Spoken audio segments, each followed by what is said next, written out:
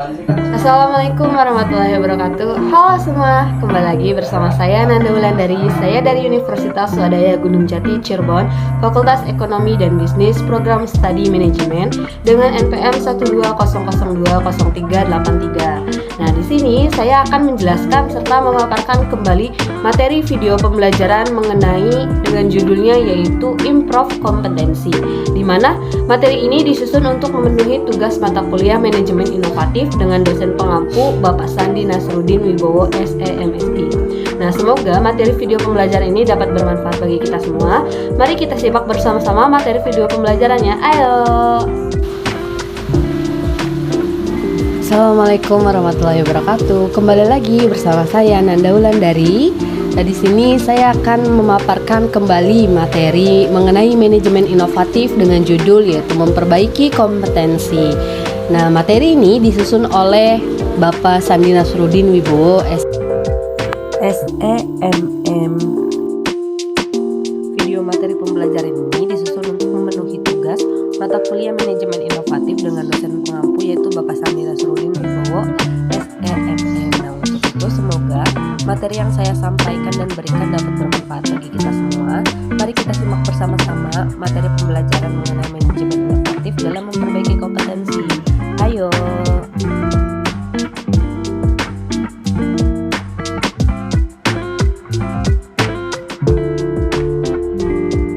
Untuk materi pertama, di sini kita akan membahas mengenai jenis dan kategori kompetensi menurut beberapa ahli. Yang pertama ada menurut Layli Spencer dan Signy Spencer tahun 1993, di mana kompetensi merupakan karakteristik dasar perilaku individu yang berhubungan dengan kriteria acuan efektif dan atau kinerja unggul di dalam pekerjaan dan situasi yang ada di perusahaan. Yang kedua menurut Michael Armstrong tahun 1994, di mana kompetensi yaitu apa yang orang bawa pada suatu pekerjaan. Dalam kompetensi adalah apa yang orang bawa pada suatu pekerjaan dalam bentuk tipe dan tingkat perilaku yang berbeda.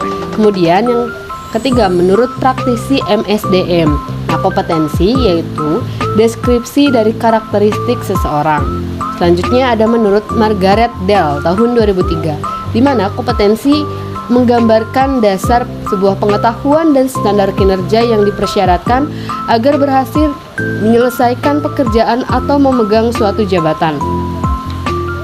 Baik teman-teman, kemudian di sini ada pendapat menurut N.C. Vicky dalam Margaret Dell tahun 2003. Nah, menurutnya kompetensi adalah kemampuan untuk menjalankan aktivitas dalam pekerjaan. Nah, kemudian ada pendapat lagi yaitu menurut Training Agency tahun 1988 mengenai kompetensi adalah suatu kemampuan untuk menjalankan aktivitas dalam pekerjaan atau fungsi sesuai dengan standar kerja yang diharapkan. Kemudian ada menurut MC Skillen tahun 1993 mengenai kompetensi adalah karakteristik dasar personal yang menjadi faktor penentu sukses tidaknya seorang dalam mengerjakan suatu pekerjaan atau situasi. Kemudian teman-teman, di sini yang terakhir ada menurut SK Kepala BKN tahun 2003 yang berpendapat bahwa kompetensi adalah kemampuan dan karakteristik yang dimiliki seseorang pegawai negeri sipil yang berupa pengetahuan, keterampilan, dan sikap perilaku yang diperlukan dalam tugas jabatannya, sehingga PNS tersebut dapat melakukan tugasnya secara profesional, efektif, dan efisien. Baik teman-teman, untuk selanjutnya ada mengenai komponen mengenai dari adanya kompetensi. Ada 5. Yang pertama motivasi.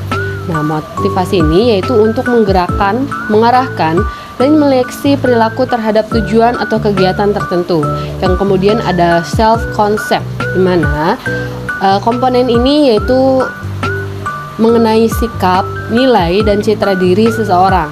Nah, yang ketiga ada mengenai skill atau kemampuan, di mana kemampuan ini yaitu untuk melaksanakan tugas fisik tertentu atau tugas mental tertentu. Nah, keempat ada traits. Nah, atau di mana komponen ini yaitu suatu karakteristik fisik dan respon konsisten terhadap berbagai situasi informasi. Oke, di sini ada knowledge atau mengenai pengetahuan, di mana sebuah kompetensi juga harus memiliki kemampuan dalam berkompetensi atau knowledge, yaitu di mana seseorang ini harus memiliki kemampuan dalam bidang spesifik tertentu. Baik teman-teman, perlunya di sini ada perlunya kompetensi untuk diperbaiki karena di sini kompetensi ini akan mempengaruhi bentuk serta kompetensi dari masing-masing individu. Yang pertama, ada kepercayaan dan nilai. Yang kedua, ada keahlian atau keterampilan. Yang ketiga, pengalaman. Tentu pengalaman ini penting. Yang keempat, karakteristik personal, di mana karakteristik ini yaitu kepribadian seseorang turut berpengaruh terhadap kompetensi seseorang. Kemudian ada motivasi, kemudian ada isu emosional, dan ada kapasitas intelektual dari masing-masing individu. Nah, untuk selanjutnya teman-teman, di sini ada penjelasan mengenai tingkat perbaikan kompetensi, di mana tingkat perbaikan ini sangat berpengaruh terhadap suatu kompetensi yang akan dihadapi.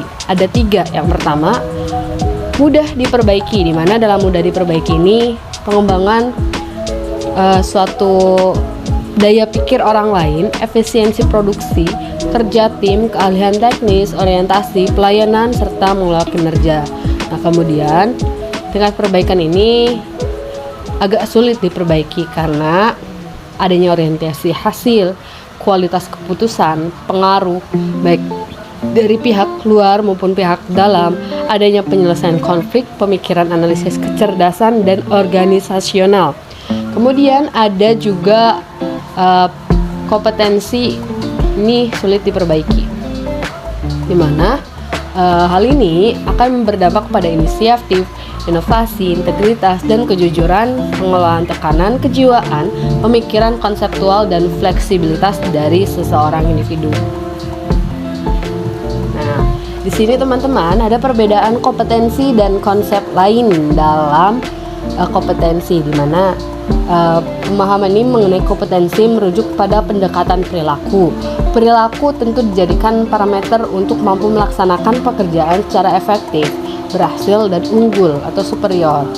Nah, di mana di sini ada komponen-komponen, ada perbedaan kompetensi dan konsep lain. Di mana yang pertama ada komponen kompetensi. Nah, di mana di sini terdiri dari dorongan, sifat, citra diri, peran sosial, dan kemampuan menurut Boyatzil tahun 1982. Kemudian ada pemahaman kompetensi, di mana dalam hal pemahaman kompetensi perlu dijelaskan mengenai pengertian tentang pengetahuan, keterampilan, kemampuan, dan bakat untuk mengetahui sejauh mana perbedaan atau kesamaan dari konsep tersebut menurut Spencer tahun 1993, serta adanya pengetahuan seseorang yang dimiliki bisa dikategorikan ke dalam 2 jenis, yaitu pengetahuan yang disadari dan pengetahuan yang tidak disadari menurut Dell tahun 2003. Nah, kemudian di sini ada keterampilan perilaku, di mana keterampilan perilaku ini terkait dengan tugas, bisa dikuasai melalui latihan dan bantuan orang lain.